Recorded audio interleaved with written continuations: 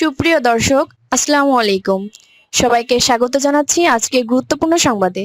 প্রথমেই জানিয়ে দিচ্ছি সংবাদ শিরোনাম, পরে বিস্তারিত। জামায়াতের সঙ্গ ছাড়ার কারণ জানালেন চরমোনাই পীর। এদিকে ৭ ফেব্রুয়ারি উত্তরাঞ্চলের ৩ জেলা সফর করবেন তারেক রহমান। এরপর থাকছে মধ্যরাতে ৩ গ্রামের সংঘর্ষ, আহত পুলিশসহ ১৫। সর্বশেষ জামায়াতের নির্বাচনী ইশতেহার ঘোষণা। শুনছিলেন সংবাদ শিরোনাম, এখন বিস্তারিত। তার আগে হৃদয়ে ছুঁয়ে যাওয়া একটি অনুরোধ। যদি হাদি নামটি আপনার বিবেককে এখনও নাড়া দেয়, যদি প্রকাশ্য দিবালকে গুলিবিদ্ধ হওয়ার সেই মুহূর্ত আপনাকে প্রশ্ন করতে বাধ্য করে, তবে আজ একটু সময় দিন। কমেন্টে শুধু লিখুন, হাদির হত্যাকারীর বিচার চাই। আর যদি আপনি চান সত্যটা চাপা না পড়ুক, যদি চান আমরা ভয় ছাড়াই এসব খবর আপনাদের কাছে পৌঁছে দিতে পারি, তাহলে এখনই চ্যানেলটি সাবস্ক্রাইব করুন। সাবস্ক্রাইব মানে শুধু একটি বাটন চাপা নয়, এটি অন্যায়ের বিরুদ্ধে সত্যের পাশে দাঁড়ানোর অঙ্গীকার। চলুন নীরব না থেকে বিস্তারিত জেনে নিই। জামায়াতে সঙ্গ ছাড়ার কারণ জানালেন চরমোনাই পীর। জামায়াতে ইসলামীর অসৎ আচরণের কারণে তাদের সঙ্গ ত্যাগ করা হয়েছে বলে জানিয়েছেন ইসলামী আন্দোলন বাংলাদেশের আমির ও চরমোনাই পীর মুফতি সৈয়দ মোহাম্মদ রেজাউল করিম। বুধবার ৪ ফেব্রুয়ারি বিকালে রাজধানীর পল্টনে দলের কেন্দ্রীয় কার্যালয়ে সংবাদ সম্মেলনে তিনি একথা বলেন। এ সময় দলটির নির্বাচনী ইশতেহার প্রকাশ করা হয়। চরমোনাই পীর বলেন, আমরা প্রথমে জামায়াত নেতৃত্বাধীন ১১ দলীয় জোট করিনি, করেছিলাম ৮ দলীয় সমঝোতা। সমঝোতা ও জোটের মধ্যে পার্থক্য হল, জোটে একজনকে নেতৃত্বে থাকতে হয় আর সমঝোতার ভেতরে কোনো একক নেতৃত্ব থাকে না। জামায়াতে ইসলামীর অসৎ আচরণের কারণে তাদের সঙ্গ ত্যাগ করা হয়েছে জানিয়ে তিনি বলেন, এখানে অর্থাৎ সমঝোতায় দেশের জন্য, মানুষের কল্যাণের জন্য যে সিদ্ধান্তগুলো আমরা নেব তার সবাই পরামর্শের ভিত্তিতে নেব। কিন্তু পরে যখন দেখলাম এটাকে জোটের রূপে একটি দল নিয়ে গেছে এবং সেখানে ৮ দলের বাইরে অন্যান্য দলগুলোকে অন্তর্ভুক্ত করা হয়েছে, এটি আমাদের সঙ্গে আগে পরে আলোচনা না করে এবং সমঝোতার ভেতরে সিদ্ধান্ত না নিয়েই জামায়াতে ইসলামী ভিন্নভাবে করেছে। বড় আশা নিয়ে একত্র হয়েছিলাম উল্লেখ করে ইসলামী আন্দোলনের আমির বলেন, আমরা দেশ গড়ার লক্ষ্য নিয়ে একত্র হয়েছিলাম। আমরা বলেছিলাম ইসলামের পক্ষে একটি ভোট বাক্স আমরা দেব, কিন্তু তাদের অসৎ আচরণে যখন এমন জোট দাঁড় করানো হল যেখানে ইসলাম নেই, দেশের স্বার্থ নেই এবং নিজেদের ভেতর সৌহার্দ্য নাই, তখনই আমরা সেখান থেকে বেরিয়ে এসেছি। মুফতি রেজাউল করিম বলেন, দায় এড়ানোর জন্য ২৮ ডিসেম্বর আমাদের জানানো হল অন্যান্য দলগুলোকে তারা অন্তর্ভুক্ত করছে। তখন আমরা বলেছিলাম আমাদের হয়েছিল সমঝোতা, অন্য দল যদি নিতে হয় তা আমাদের আলোচনার মাধ্যমে হতে হবে।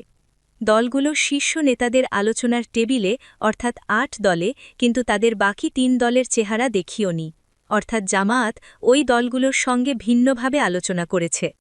জামায়াত মার্কিনদের সঙ্গে বৈঠকে ইসলামী আন্দোলনকে উগ্রবাদী হিসেবে উপস্থাপন করেছে অভিযোগ তুলে চরমোনাই পীর বলেন, বাংলাদেশের কোনো দলীয় নেতা আজ পর্যন্ত এদেশে জঙ্গি বা উগ্রবাদী আছে কথা বলেননি।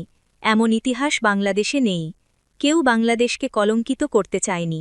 কিন্তু অত্যন্ত দুঃখের সহিত বলতে হয়, জামায়াতের নায়েবে আমির মার্কিন দূতাবাসে আমাদের জঙ্গি হিসেবে উপস্থাপন করেছেন।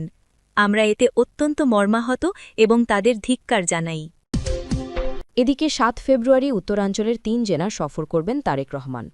বিএনপি চেয়ারম্যান তারেক রহমান নির্বাচনী প্রচারণার অংশ হিসাবে আগামী ৭ ফেব্রুয়ারি দেশের উত্তরাঞ্চলের ৩টি জেলা সফর করবেন। জেলাগুলো হল দিনাজপুর, ঠাকুরগাঁও ও নীলফামারী।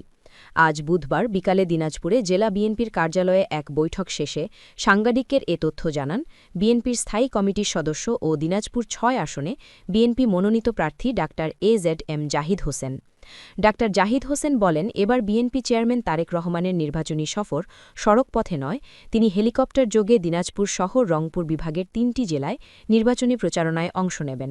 তবে ৭ ফেব্রুয়ারি দিন নির্ধারিত হলেও এখনও সময় ঠিক হয়নি। এটা নির্ভর করবে নিরাপত্তা, আবহাওয়া ও তার নির্বাচনী সফরসূচি নির্ধারকদের ওপর।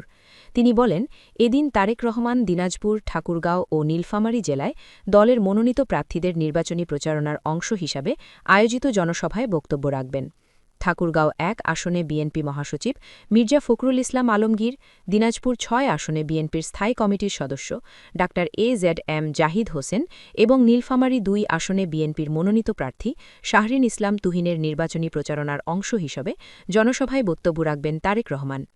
ডা জাহিদ হোসেন বলেন, দিনাজপুরে বিএনপি চেয়ারম্যান তারেক রহমানের নির্বাচনী জনসভা সুষ্ঠু ও শান্তিপূর্ণভাবে সফল করতে জেলা বিএনপি নেতাকর্মীদের সাথে বৈঠক করেছি, সেই সাথে আমরা প্রস্তুতি কার্যক্রম শুরু করে দিয়েছি। তিনি জানান, ওই দিন তারেক রহমানের প্রয়াত নানা ইস্কান্দার মজুমদার, নানি তৈয়বা মজুমদার ও খালাস সাবেক মন্ত্রী খুরশিদ জাহান হকের কবর জিয়ারত করার কথা রয়েছে। সর্বশেষ মধ্যরাতে ৩ গ্রামের সংঘর্ষে আহত পুলিশসহ ১৫। সিলেটে আধিপত্য বিস্তার নিয়ে ৩ গ্রামের মধ্যে সংঘর্ষের ঘটনা ঘটেছে। বুধবার ৪ ফেব্রুয়ারি রাত 12:30 গেকে নগরীর তেমুখী পয়েন্টে এ ঘটনা ঘটেছে। পরে পরিস্থিতি নিয়ন্ত্রণ করে সেনাবাহিনী ও পুলিশ। এ সময় পুলিশসহ আহত হয়েছেন প্রায় ১৫ জন। বিষয়টি কালবেলাকে নিশ্চিত করেছেন জালালাবাদ থানার ওসি শামসুল হাবিব। পুলিশ ও স্থানীয় সূত্রে জানা যায়, তেমুখী পয়েন্টে একটি পথসভায় চেয়ারে বসা নিয়ে সাহেবেরগাঁও, কুমারগাঁও, চারুগাঁও এলাকার কয়েকজনের মধ্যে কথা কাটাকাটি হয়। এর জেরে এ সংঘর্ষের ঘটনা ঘটেছে। প্রায় ১.৫ ঘণ্টাব্যাপী চলে এ সংঘর্ষ। পরে পুলিশ ও সেনাবাহিনী পরিস্থিতি নিয়ন্ত্রণ করে সিলেট সুনামগঞ্জ সড়কের যান চলাচল স্বাভাবিক করে। বর্তমানে তেমুখী পয়েন্টে সেনাবাহিনী ও পুলিশ মোতায়েন রয়েছে। জালালাবাদ থানার ওসি শামসুল হাবিব কালবেলাকে বলেন, মধ্যরাতে আধিপত্য বিস্তার নিয়ে ৩ গ্রামের বাসিন্দাদের মধ্যে সংঘর্ষের ঘটনা ঘটেছে। পরে পুলিশ ও সেনাবাহিনী পরিস্থিতি নিয়ন্ত্রণ করেছে। এ সময় পুলিশসহ বেশ কয়েকজন আহত হয়েছেন। বর্তমানে সেনাবাহিনী ও পুলিশ মোতায়েন রয়েছে।